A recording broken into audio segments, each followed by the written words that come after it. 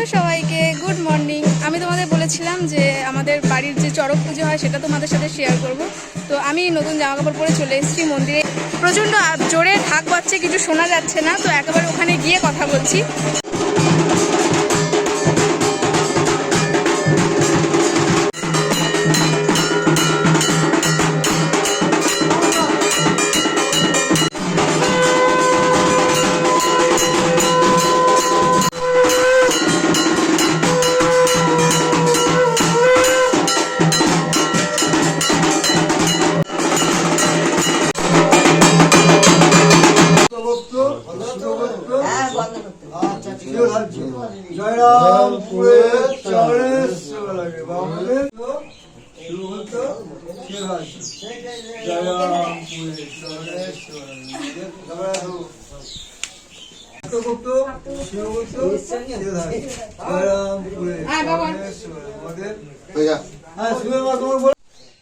এক দুই তিন চার, এই আর একটা পাঁচ।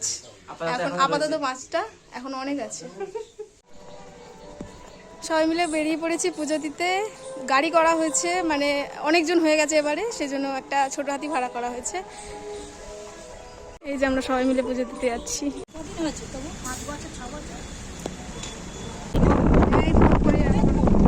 মাঠের মাঝখান দিয়ে যাচ্ছি না,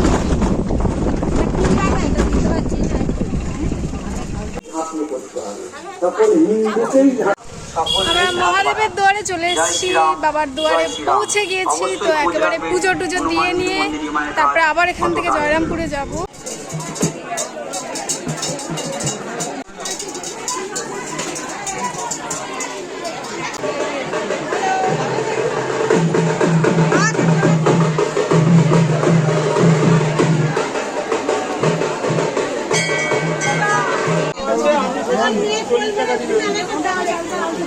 আমাদের বড় কাছারিতে পুজো দেওয়া কমপ্লিট। এবার আমরা এখান থেকে বেরিয়ে জয়রামপুরে যাব।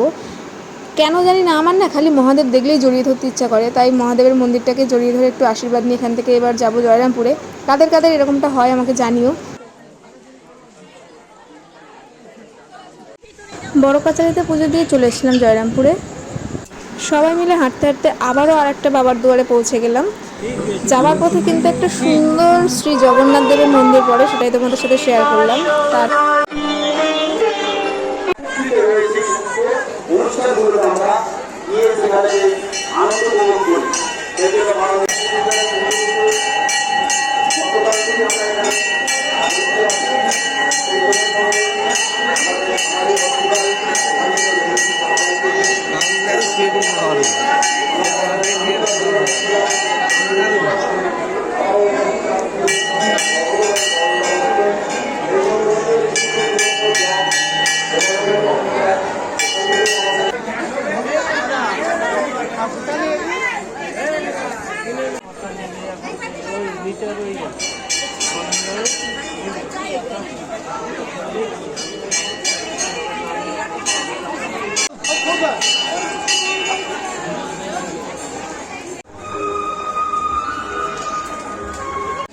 পুজো দেওয়া হয়ে গেছে, এবার একটু কিছু খেয়ে নিয়ে মেলা ঘুরে তারপর আবার এখান থেকে বাড়ি যেতে হবে।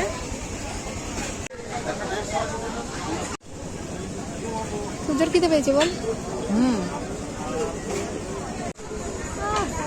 কাকু কি জিলাপি মাখছে, ফাট।